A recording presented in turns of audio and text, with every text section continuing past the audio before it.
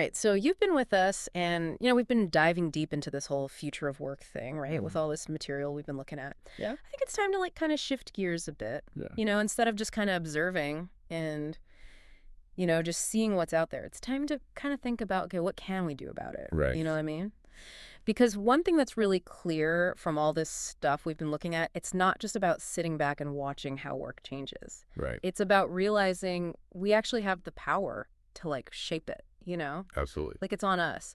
So the question is, how do we take all this anxiety, all this fear, all these feelings that we might have about what the future holds for work? Mm-hmm. How do we turn that into positive action? Right. Yeah. And the sources you sent over really do a great job of showing all these different forces at play, right? Like AI is going crazy. Climate change is a huge issue, and it's affecting our work lives in ways we probably haven't even fully grasped yet. But the key takeaway, and this is so important, is that we're not just helpless bystanders.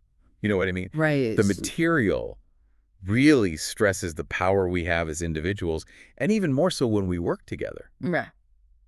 That collective action piece is huge. That's where the real juice is. Yeah, exactly. So, yeah, I think this deep dive is all about really pulling out the most important insights from all these different sources you sent. Yeah. Laying out the choices we've got ahead of us. Mm-hmm. And ultimately figuring out how you listening right now can get involved. Yes. So basically what we're going to do is we're going to look at these two paths that the sources kind of lay out for us. Okay. And it really is like a fork in the road, It is. One path is kind of like business as usual, right? Mm-hmm. And that one's not so pretty, let's be honest. No, not really. We're talking about, possibility of inequality getting even worse, driven by automation, taking over more jobs. Yeah.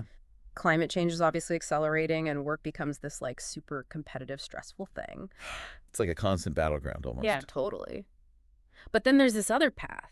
Yeah. And this is the one that the sources paint as this more hopeful, optimistic future. It is. It's the one where tech actually works for people, right? Not against them. Yeah. And where green jobs, those are actually helping communities thrive. Mm-hmm.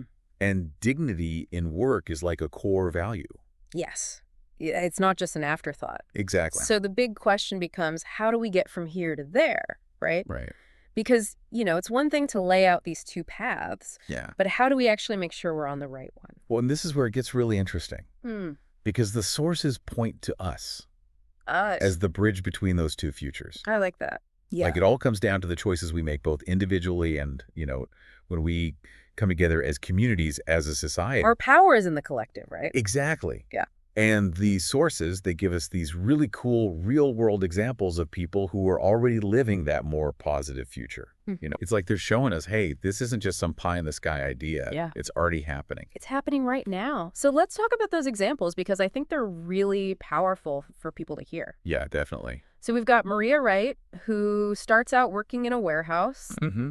And she learns new skills, gets some training, and ends up becoming a robotics supervisor. That's amazing. Right? And then there's Aisha, who's a care worker. Yeah. And she's like, you know what? I'm going to take control of this situation. Yeah. And she creates her own worker-owned cooperative. Incredible. And then we have Zara, who's like this amazing young coder who's developing apps specifically to help climate refugees. That's so cool. I know. And then there's Luis, who used to work on an oil rig. Wow. And he's now retraining for a career in offshore wind. It's like a complete 180. Totally. So Yeah. these aren't just feel-good stories, No, they're not. These are real people doing real things that are creating real change. Yeah, and I think what's really cool is that the sources, they present these examples as part of this bigger movement. Right. Like the shift that's already happening. Yeah, it's already starting. Yeah, but they also make it clear that to really scale up these positive changes, to make them the norm, we need a few things in place. So what are those things? Well, they talk about courage. Okay. Like individuals and organizations needing to be brave enough to step outside their comfort zones. Yeah. Try new things. Right. And then there's solidarity. Yeah. Like people coming together to support each other through these transitions, because change can be tough, right? It can be really tough. Yeah. And then finally, they emphasize the need for systems that actually prioritize people and the planet. Okay, so not just profits. Exactly, not just profits. Okay, now I love this part because the sources give us what they call these 3 rules for the revolution, Yes. which I think is such a great way to frame it It is a great framework. because it gives us something concrete to work with, right? Yeah, totally. So the first rule is redefine success. And this really hit home for me because it's this idea that we can't keep using profit as the only measure of whether something is working. Yeah, like especially if that profit comes at the expense of people or the planet, right? Right, exactly. Yeah. Because in the long run, that's not sustainable. No, definitely not. So how do we actually shift to this broader definition of success? Right. Well, that's the million-dollar question, isn't it? It is. I think one of the biggest challenges is overcoming these like deeply ingrained ways of thinking. Right. We've got these metrics, these shareholder expectations that are all about short-term financial gain. Yeah. It's like we've been programmed to think that way. Totally. So changing that mindset for businesses and investors, getting them to see that long-term sustainability and like taking care of people, those are actually good for business in the long run. That's a huge hurdle. Yeah, it's a huge shift in thinking. But the sources also give us some great examples of companies and organizations that are already doing this right. Yeah. Like who? Like Patagonia, for example. Oh, yeah, they're awesome. Right. They've been committed to environmental sustainability for a long time. Yeah. And then you've got worker-owned cooperatives where the people doing the work actually have ownership and share in the profits. Right. And then there's certified B corporations. Oh, yeah, I've heard of those. Yeah. They legally commit to considering all stakeholders, Yeah. not just shareholders. So it's like a more holistic approach to business. Exactly. It's about looking at the big picture. Yeah. And the source is actually bringing this really cool concept from Kate Raworth. Oh, yeah. Donut economics. Yeah. Can you talk a little bit more about that? Yeah, so donut economics, it's basically this framework for how we can create an economy that thrives within the limits of our planet.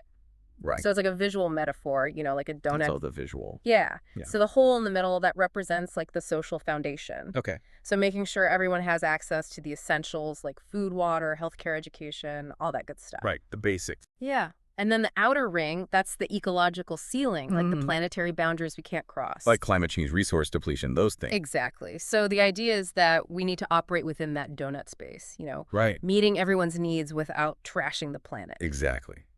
And that's how we redefine success. Yeah, it's not just about endless growth anymore. No, it's about thriving within those boundaries. Right. Okay, so moving on to the second rule, which is redistribute power. Yes. And this one feels super relevant right now with all the conversations happening about, economic and social inequality. Absolutely. So the sources talk about unions playing a big role in this redistribution of power. And I'm curious, what are some of the ways unions are adapting to this changing world of work? Well, they're definitely getting more creative with their organizing, Okay. like reaching out to workers in the gig economy, Uber drivers, DoorDash, all that. Right. And even tech workers. Yeah. Those are industries that haven't traditionally been unionized. Exactly.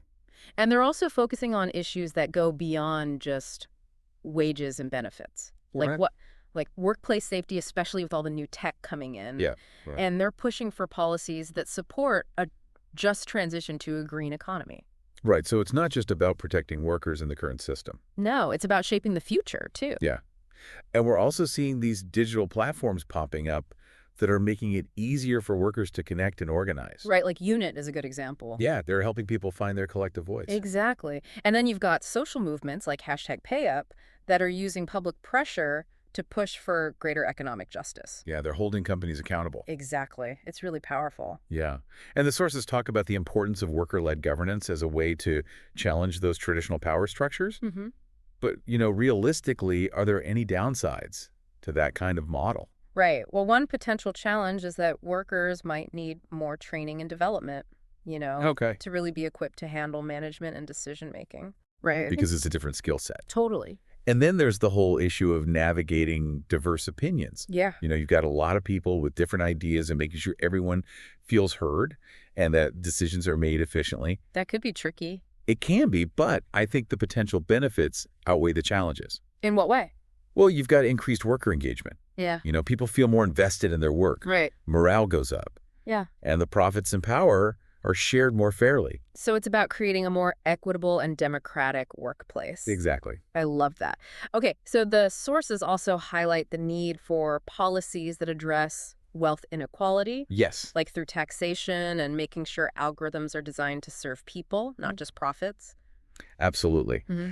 And they actually use this really striking image to illustrate this point. What is it? It's this picture of protesters at a tech campus, Okay. and they're holding up signs that say unionize here. Wow, that's powerful. Yeah, it's like a symbol of this new wave of worker activism. Right. You know, Yeah, taking on these powerful tech giants. exactly. It's about democratizing not just our political systems, but our economic systems too. Right, because technology has become so intertwined with our lives. Totally. It's shaping the future of work in a big way. Okay, so let's move on to the third rule, which is regenerate, don't extract. Yes, And this one's obviously all about the environmental crisis, right? absolutely. Yeah. It's about how we can use work to actually heal the planet. Yeah, but it's not just about swapping out old polluting industries with new green ones, right? No, it's deeper than that. So what does it actually mean to regenerate?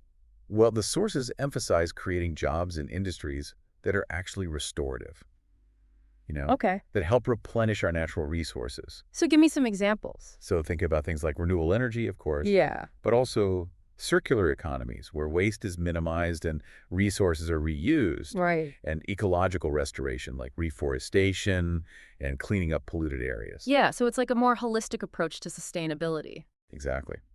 And the sources give us some really inspiring examples here, too. Oh, yeah. Like what? Well, there's the Navajo Nation's transition to solar energy, Mm-hmm. which is not only creating jobs, but also giving them more energy independence. That's amazing. And it's aligned with their cultural values. Yeah, so it's not just about the environment, it's about social justice too. Right, exactly. And then there's the example of women-led microgrids in Bangladesh. Yeah, that one's so cool. It shows how sustainable solutions can empower marginalized communities.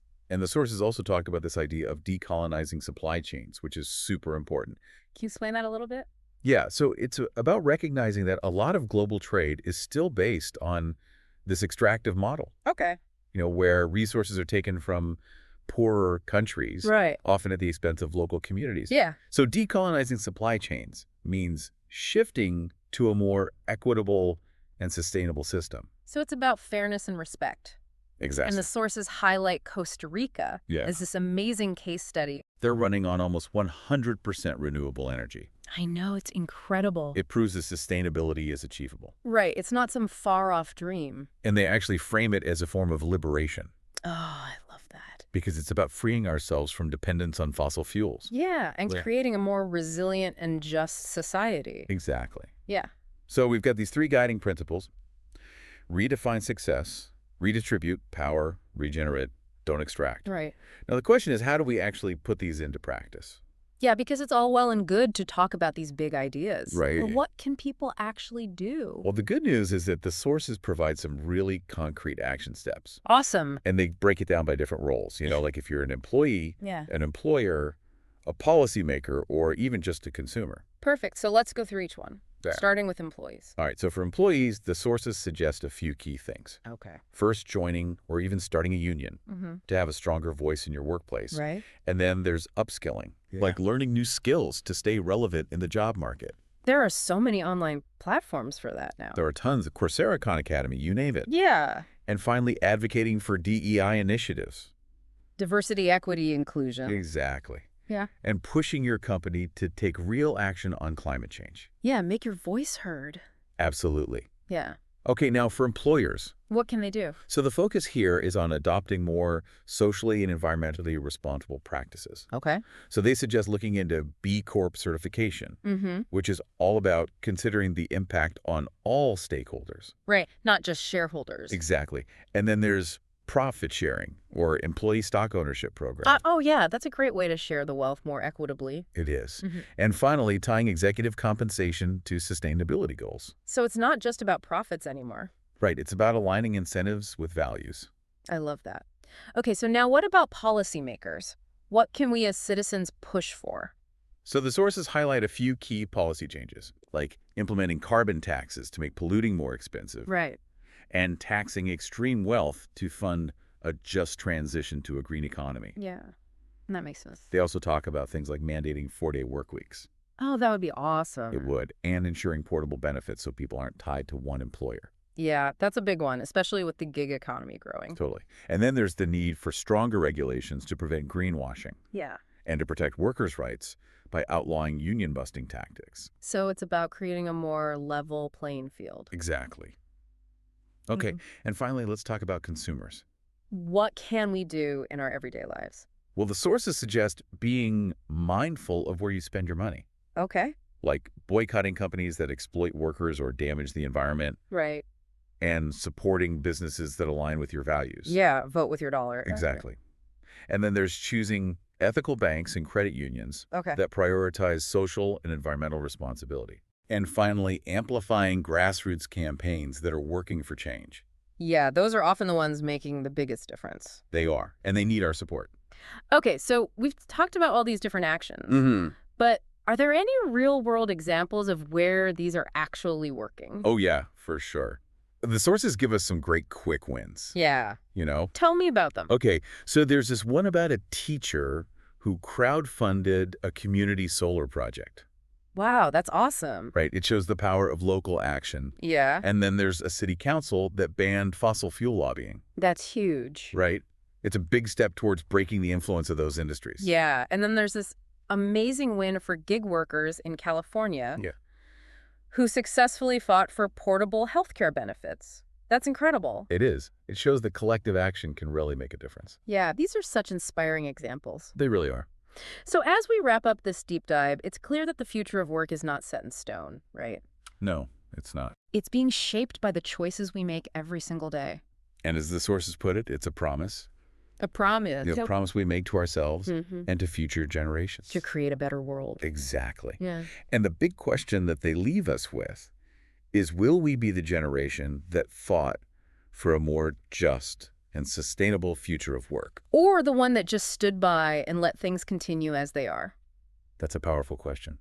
It is. It's a call to action. And the most encouraging thing is that we already have so many of the tools we need. Me too. We've got the ideas, the models, the technology. Yeah. What we need now is that collective will, Yeah, that fire in our bellies. Exactly. Yeah. And the sources describe it as this amazing combination of rage, hope, and stubborn refusal to accept less. I love that. It's about channeling all that energy into positive change. So it's not a time to be passive, right? Absolutely not. Yeah. The revolution, as they say, isn't tomorrow. It's today. It's happening right now. And it needs you. Every single one of you. Yeah. And I think the final thought that the sources leave us with is so powerful. What's that?